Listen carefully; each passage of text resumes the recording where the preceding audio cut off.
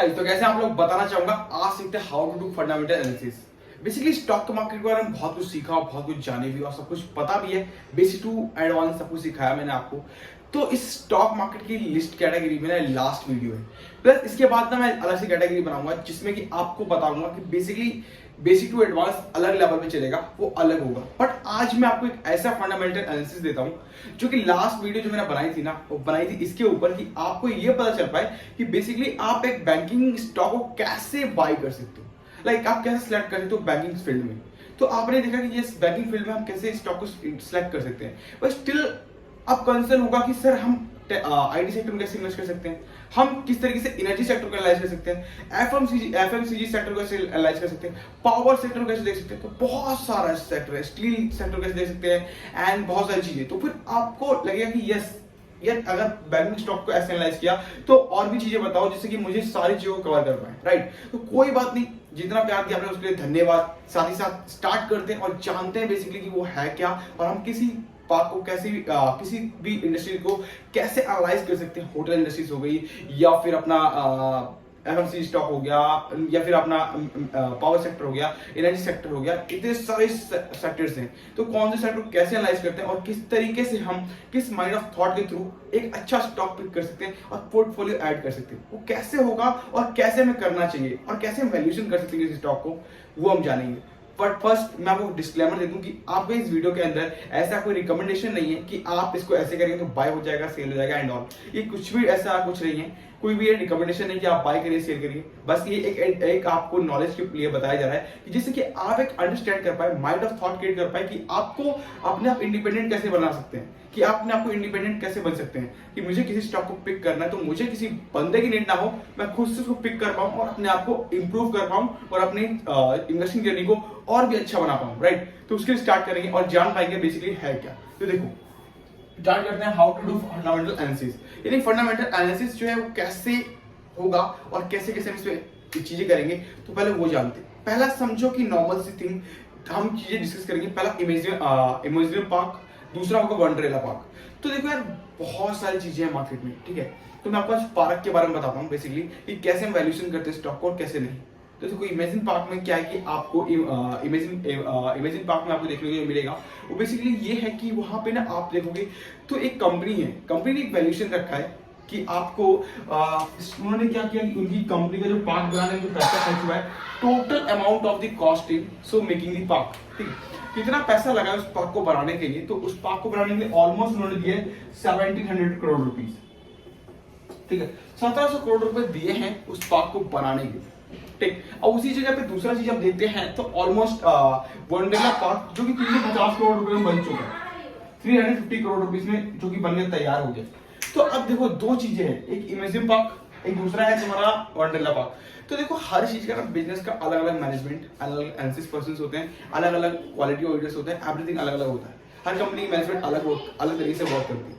किसी का पर्पज होता है कि एक बार मार्केट को कवर कर लूं, किसी का पर्पज होता है कि मैं बेसिस से लेकर एडवांस तक जाऊंगा और मेरा पर्पस अलग तरीके का हो, राइट। तो डिफरेंट क्राइटेरिया में डिफरेंट तरीका होता है कि आपको कैसे करना है और किस तरीके से होता है। तो सेम थिंग मैनेजमेंट यहाँ भी काम करती है कि एक है वंडरला पार्क, जो कि उसको वंडरला पार्क जो कि आपको ऑलमोस्ट 350 करोड़ रुपीस में मिल रही है और 350 करोड़ रुपीस में पूरा पार्क को बनाने में एक पूरा खर्चा आता है। बेसिकली ये है कि इमेजिन पार्क जो बहुत पहले से है और ये वर्ल्ड वाइड है, ठीक है, और बेसिकली वर्ल्ड वाइड भी करती है एंड सारी चीजें, तो उस तरीके से इनका पूरा प्रोग्राम भी है, ठीक है। बट लेकिन अभी बेसिकली पूरा चलता है वो पूरा इंडिया में बहुत ज्यादा चलता है इनका, तो इसलिए इनका पार्क जो है इंडिया में सबसे ज्यादा है अभी। एंड साथ ही साथ वंडरला पार्क 2018 में आई है एंड अभी तक इनके 3 से 4 पार्क ओपन हो चुके हैं। चौथा भी हाल फिलहाल में चेन्नई में बन रहा था पार्क, अभी स्टिल कंटिन्यू है, कोविड-19 थोड़ा रुक गया था काम, अभी स्टिल कंटिन्यू चल रहा है, तो कोई दिक्कत नहीं है। तो 350 करोड़ रुपए में इनका पार्क बनता है एंड 1700 करोड़ रुपए इनका पार्क बनता है। अब देखो मार्केट में ना जब आप आते हो तो आप किसी इंडस्ट्रीज को उठाते हो तो आप पहले समझो कि यार पार्क है, आज मैं पार्क में इन्वेस्टमेंट कर रहा हूं तो क्यों कर रहा हूं, इसका कारण होना चाहिए। अब पार्क में आप अगर इन्वेस्टमेंट कर रहे हो, ठीक है, तो पार्क में इन्वेस्टमेंट करने का पर्पस ये कि आने वाले कुछ समय बाद भी ना, 5 साल बाद 10 साल बाद भी फिर भी मेरे को लगता है कि पार्क नहीं बंद होंगे, कि पार्क में जो बंदा आता है ना आज, वो कल भी आएगा परसों भी आएगा, बिकॉज ऑफ दिस कि जो health mentally mentally health mentally अपने आप को प्रिपेयर करना एंड ऑल, फिटनेस को तैयार रखना, इसके लिए ना मुझे पार्क में आना पड़ेगा एटलीस्ट फिटनेस के लिए, घूमने के लिए, वॉकिंग के लिए एंड एंजॉयमेंट करने के लिए। तो ये तो कहीं बंद नहीं होगा, राइट। तो पार्क में अगर मैं इन्वेस्टमेंट कर रहा हूं तो मेरा क्या क्राइटेरिया होगा, उसको माइंड ऑफ थॉट को रखते हुए आपको एनालाइज करना है। अब यहीं पे 1700 करोड़ रुपीस का पार्क बन रहा है, 350 करोड़ रुपए पार्क बन रहा है, ठीक है। तो अब यहाँ पे आपको ये जानना है बेसिकली कि जो मैं पार्क बना रही है कंपनी, एक 1700 करोड़ रुपए पार्क बनने का पर्पस क्या है वो बताता हूँ पहले। कि बेसिकली ये है कि वो जो पार्क बनाती है वो ये है, अलग से एक वाटर पार्क होता है, बहुत बड़ा जगह होती है जहाँ पे अलग सा म्यूजियम होता है एंड अलग से बहुत सारे सिनेमा हॉल्स, मतलब बहुत सारे हॉल्स होते हैं एंड अलग अलग चीजें होती हैं, अलग से झूले होते हैं एंड ऑल, एंड उनके लिए अलग से साइड टिकट होती है। मतलब कि इनका 1700 करोड़ रुपए जो इमेजिन पार्क है, उनका कहना है कि आप अगर मेरे यहाँ आओगे तो आपको अगर वाटर पार्क जाना है तो उसके लिए अलग टिकट होगी, प्लस अगर आपको वॉकिंग करनी है या फिर आपको झूला झूलना है और सारी चीजें करनी है तो उसके लिए अलग से टिकट लगेगा, ठीक है जी। अब यहाँ पे टिकट का दाम क्या आता है कि इनका टिकट का प्राइस होता है ऑलमोस्ट आपको जो पड़ता है वो मिलता है ऑलमोस्ट नहीं तो 1500 टू 1700 के बीच में, 1500 से 1700 के बीच में इनका एक पार्क का टिकट होता है। डिपेंड करता है वीकेंड पे हाई होता है प्लस उसके बाद लो होता है, ठीक है। सेम थिंग अगर आप यहाँ पे देखो तो वंडरला पार्क की टिकट सस्ती होती है, प्लस इनका क्या है कि आपको वाटर पार्क, ठीक है, वाटर पार्क प्लस में आपको जो घूमने का वॉकिंग है या फिर आप किसी झूले पे जाने झूलने के लिए या फिर आप कुछ और कर रहे हो तो पूरे पार्क का टिकट आपको सिर्फ उन्होंने 1200 रुपए 1000 रुपए में दे रखा है, जो कि वीकेंड के हिसाब से होता है डिपेंड। किसी वक्त 800 रुपए का चल रहा होता है, अगर पीक वीकेंड है तो 1200 रुपए से 1500 रुपए के बीच में रेगुलेट करता है। बट यहाँ पे जो आप 2 टिकट लेके जा रहे हो, यहाँ पे आपको सिंगल टिकट मिल रहा है। प्लस अभी तक 3 पार्क लॉन्च किए हैं, हर पार्क को लॉन्च करने के बाद उनसे जो प्रॉफिट आया उसके बाद उससे पार्क को खोला, ना कि डेट लिया ना ही कुछ लिया। मतलब कंपनी ने वंडरला पार्क में ये वर्क किया कि जो पैसा हमें प्रॉफिट में मिला है, मान लो अभी तक 3 पार्क खोल चुके हैं तो चेन्नई वाला जो पार्क प्रिपेयर हो रहा है उसको अगर 120 करोड़ रुपए 120 रुपए पर पार्क से कमा रहे हैं तो 300 350 करोड़ रुपए आ रहा है मार्केट से, मतलब तीनों पार्क से। तो उस 350 करोड़ रुपए से पर ईयर के हिसाब से उस 350 करोड़ रुपए से हम चेन्नई वाला पार्क ओपन कर रहे हैं, राइट। तो ये फ्री ऑफ कॉस्ट ओपन हो जाएगा चेन्नई वाला पार्क, क्योंकि 350 रुपए एक पार्क ओपन करने में लगता है हमको, राइट। तो अगर इस तरीके से हम बिजनेस को चलाते हैं तो हमारा बिजनेस क्या कि हमें पैसे की नीड नहीं है, हम डेट नहीं लेंगे हम कहीं से, जो प्रॉफिट है हमारा उससे हम किसी चीज को कंप्लीट कर रहे हैं, राइट।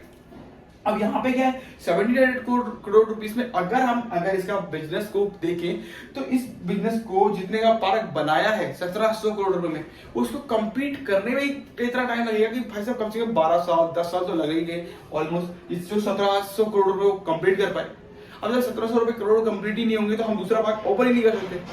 तो अब देखो 1700 करोड़ रुपए का जो पार्क का पैसा लगा रहे हो, 1700 करोड़ रुपए कितने दिन में आ रहे हैं ये भी तो आपके पास आंसर होना चाहिए ना, कि जो मैं पैसा लगा रहा हूं उस पैसे को कितने दिन में ये वापस आ सकता है, ये बहुत बड़ा कारण है।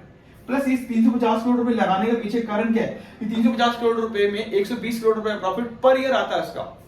इस पार्क का एक पार्क से 120 करोड़ रुपए का प्रॉफिट पर ईयर है। अगर आप चाहो तो ticket.phrenology.in पे जाके चेक कर लीजिएगा, आपको लिस्ट में दिख जाएगा कि प्रॉफिट ऑफ द परसेंटेज क्या है after total deductions of the cost, ठीक है। तो 120 करोड़ रुपए अगर नेट एग्जांपल मिल रहा है वंडरला पार्क को, तो 120 करोड़ रुपए के हिसाब से वो 3 साल में वो पूरा कंप्लीट कर लेती है। मतलब 3 साल में हर 3 साल में एक वो नया पार्क खोल सकती है। अभी तक चौथा पार्क खुलने वाला है, तो अभी तक 4 पार्क खोल चुकी है। और सबसे बड़ी बात कि जहां जहां वंडरला पार्क खुलता है वहां पे कोई कंपटीटर आना नहीं चाहता, बिकॉज टिकट के रेट सस्ते, प्लस मार्केट में कैसे कैप्चर करना है लोगों को वो पता है, मार्केट में कोई कंपटीटर पैदा ही नहीं होता। तो सबसे बड़ी बात की सेल तो कहीं जाएगी ही नहीं, और सबसे बड़ी बात कि इनको पता है कि मार्केट में बिजनेस क्या देना है, कस्टमर को सर्व कैसे करना है। इनको ये पता है बेसिकली मार्केट में कि अपना पे बैक यानी कि जो अमाउंट है पे बैक जो अपना निकालना है, यानी कि टोटल 350 करोड़ रुपए वो निकालना कैसे, उसके लिए कस्टमर को सर्व कैसे करना है। अगर वीक चल रहा है, ठीक है, मान लो कि अभी हमारा पेपर वाला एग्जाम वाला वीक चल रहा है तो लोग कमा रहे हैं, ठीक है। अगर वही वीक के बीच में जो एग्जाम के दौरान जो बीच में जो छुट्टियां मिलती हैं थोड़ा सा, जिससे कि आप अपने पार्क घूमने के लिए जा सकते हो, तो उसमें थोड़ी सेल हो गई। उसके बाद वीकेंड पे सेल हो गई, प्लस रेन के टाइम पे जो है थोड़ा सेल कम होता है इनका। प्लस जैसे अगर विंटर वाला मौसम है तो सेल कम होता है थोड़ा सा, अगर मानसून वाला मौसम है तब ज्यादा होता है। समर वाला सिस्टम, समर वाला मौसम ज्यादा अच्छा है तो लोग झूला नहीं झूलते बट वाटर पार्क का एंजॉयमेंट करते हैं। तो एक टिकट में सारी चीजें दे रहे हैं, प्लस यहाँ पे आप 1500 रुपए 2 बार देके 3000 में टिकट दे रहे हो। तो यार अगर मान लो कि आज की पब्लिक जब मार्केट में आती है तो आपको लगता है 1500 रुपए वो एक आदमी खर्च कर पाए, तो अगर वो 2 टिकट लेगा तब जाके वो सारी चीजें एंजॉय कर पाएगा। और वहीं पे वंडरला पार्क 1500 रुपए देकर के एक टिकट में सारी चीजें कंप्लीट करवा रहा है एक पर्सन को, तो वो इन्वेस्ट करना अच्छा लगेगा। बट लेकिन वहीं पे अगर वो 3000 रुपए मांगेगा तो कोई क्यों देगा यार? 3000 रुपए एक बड़ा कॉस्ट है आज भी इंडिया के लिए। हर एक बंदा 3000 रुपए अफोर्ड नहीं कर पाता पर पर्सन के हिसाब से कि वो जाकर वहां कर पाए।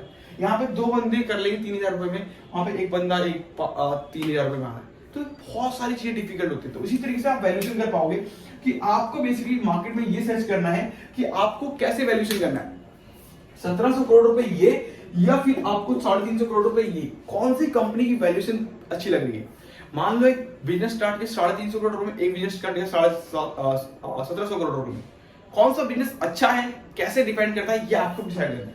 1700 करोड़ रुपए का जो अमाउंट है पे बैक वो कब तक आ रहा है ये आप सोचो, आप देखो कंपनी प्रॉफिट देखो, लास्ट 5 साल के ईयर्स उठा के देखो, कंपनी के पास डेट कितना है ये उठा के देखो, उसका समझ में आ जाएगा कि 1700 करोड़ रुपए कितने साल में अचीव कर सकती है कंपनी। वही 350 करोड़ रुपए का उठा के देखो कि कंपनी इस जगह पे क्या कर रही है, 350 करोड़ रुपए कितने दिन में अचीव हो रहे हैं, 1700 रुपए कितने दिन में अचीव हो रहे हैं। अगर 350 करोड़ रुपए 3 साल में अचीव हो रहे हैं और 1700 करोड़ 10 साल में अचीव हो रहे हैं, तो आप देखो ना 10 साल में एक पार्क बनेगा, यहाँ पे 3 साल में एक पार्क बनेगा, यानी कि फिर भी प्रॉफिट का बिजनेस है। 3 पार्क जब तक कंपनी बना चुकी होगी और ऑलरेडी कस्टमर को एक्वायर कर चुकी होगी, कस्टमर्स ऑलरेडी आ रहे होंगे, तब जाके नेक्स्ट पार्क बनना स्टार्ट होगा। वो भी प्रॉफिट होता है कंटिन्यूसली तब कंसिस्टेंसी होगी प्रॉफिट में, तब जाकर के इनका एक प्रॉफिट का आंकड़ा बनेगा, तब जाकर 10 साल के बाद एक नया पार्क क्रिएट होगा। बट यहाँ पे 3 साल में हर 3 साल में नया पार्क आ रहा है और जैसे जैसे पार्क बढ़ता जाएगा तो अमाउंट तो डबल ही होता जा रहा है ना। 120 करोड़ अभी 3 है, ठीक, तो 120 करोड़ रुपए से 120 करोड़ रुपए मल्टीप्लाई 360 करोड़ तो हम एक ही साल में आ रहे हैं। अगर 360 करोड़ एक ही साल में आ रहा है, हर एक साल में एक नया पार्क खोलो, क्या दिक्कत? पैसा तो आ ही रहा है, प्रॉफिट आ गया, प्रॉफिट से मैनेजमेंट से अगर प्रॉफिट मिल रहा है और सारी चीजों को कंप्लीट कर दिया है तो उसके बाद क्या है, प्रॉफिट वाले परसेंटेज से हम नया पार्क खोलेंगे, नया पार्क खोलेंगे तो नया बिजनेस आएगा, नए बिजनेस से हम नए कस्टमर को एक्वायर कर पाएंगे, राइट। इस तरीके से वर्क करेगा। प्लस मोर इसके एडवांटेज और डिसएडवांटेज क्या है, तो देखो एडवांटेज यही है कि इसमें पार्क में आना लोग बंद नहीं कर सकते। पार्क एक ऐसी चीज है जो जहाँ पे कि लोग आना तो हमेशा ही चाहेंगे और हर चीज नॉर्मल होता ही रहेगा, जो कि अभी तक हो रहा है। प्लस मेंटली हेल्थ जो भी फिट रहना है लोगों को, तो उसके लिए बंदा हमेशा आएगा। प्लस यहाँ पे यह है कि मोड में कि 2 स्टॉक्स हैं, उसमें से आपको ये डिसएडवांटेज है कि मार्केट में कॉम्पिटिटर पैदा वंडरलैंड के केस में नहीं है। प्लस 350 करोड़ रुपए में जब पार्क बन रहा है तो कोई 350 रुपए करोड़ इन्वेस्ट करके मार्केट में इतने जल्दी अपने आप को एक्वायर नहीं करने सोचेगा कि मैं उस कंपनी के लिए कम्पीट कर पाऊंगा और वंडरलैंड जैसा पार्किंग स्टार्ट करता हूँ, ऐसा कुछ है नहीं, ठीक। प्लस 1750 करोड़ रुपए में जो ऑलरेडी था वो ऑलरेडी डीप जा चुका है, यानी कि वो खत्म होने वाली कंपनी ऑलमोस्ट, राइट। तो सिंपल सी बात है कंपटीशन एनालिसिस, तो कंपटीशन एनालिसिस में कोई मिलता नहीं, वंडरलैंड जैसे पार्क को कोई भी कंपटीटर मिल नहीं रहा और कोई मिलने वाला भी नहीं है अभी हाल फिलहाल में कि मार्केट में आकर कम्पीट करेगी। ये 350 करोड़ आप पार्क खोल रहे हो तो मैं भी 350 करोड़ रुपए इन्वेस्ट करता हूँ। 350 करोड़ रुपए अमाउंट कोई छोटा मोटा तो है नहीं, बड़ा अमाउंट है, उसको इन्वेस्ट करने से पहले सोचना पड़ता है। तो सिंपल सी बात है 350 करोड़ रुपए का अमाउंट के लिए कोई दूसरा बंदा का जब मार्केट में एंटर ही नहीं ले रहा तो यहाँ तो ये खत्म ही नहीं होगा, ये तो मस्त बिल्कुल अपना मोनोपोली के साथ चलेगा। और जब तक बिजनेस मोनोपोली के साथ है और पार्क वाला बिजनेस है फिर क्या दिक्कत है। अगर सूखा प्रॉफिट मिल रहा है तो आपको क्यों जरूरत है कि आप हार्ड वर्क करो। आपको जब अमाउंट ऑलरेडी प्रॉफिट प्रोज करके आपके थाली मिल रही है तो आप क्यों जाओगे हार्ड वर्क के लिए, राइट। सिंपल सी बात है। प्लस आ गया फेयर प्राइस, तो इसमें फेयर वैल्यू क्या है, फेयर वैल्यू कुछ भी नहीं है। नॉर्मल है कि अगर कोई कंपटीटर आता है तो कंपटीटर को भी ये सोचना पड़ेगा कि हम मार्केट में क्या ऐसा कर सकते हैं अलग अपने कस्टमर्स के लिए जो हम ला के दे पाए, जिससे कि हमारी चीजों को कम्पीट वंडरलैंड जैसे पार्क को हम कम्पीट कर पाए। बट आई थिंक अभी स्टिल ऐसा कुछ है नहीं कि फेयर होगा वंडरलैंड पार्क के लिए। बट इस कोविड-19 जैसी सिचुएशन में या फिर कुछ अलग सी क्राइसिस आ जाती है तो डेफिनेटली थोड़ा सा डिक्रीज हो जाता है इसका शेयर। बिकॉज ऑफ दिस उसके पीछे रीजन है कि लोग बाहर नहीं निकल रहे एंड लोग जब पार्क ही नहीं जा रहे तो प्रॉफिट नहीं होगा। जैसे लास्ट 3 साल से प्रॉफिट नहीं हो पा रहा तो लोगों को प्रॉफिट इसलिए नहीं हो रहा बिकॉज उसके पीछे कारण है कि आपको 3 साल से जब बिजनेस लोग ही नहीं पार्क में आ रहे तो पार्क में प्रॉफिट कैसे होगा। जब इंजॉयमेंट ही नहीं हो रहा, लोग आ ही नहीं रहे, लोग जा ही नहीं रहे तो सब कुछ नहीं हो रहा तो कुछ हो नहीं सकता।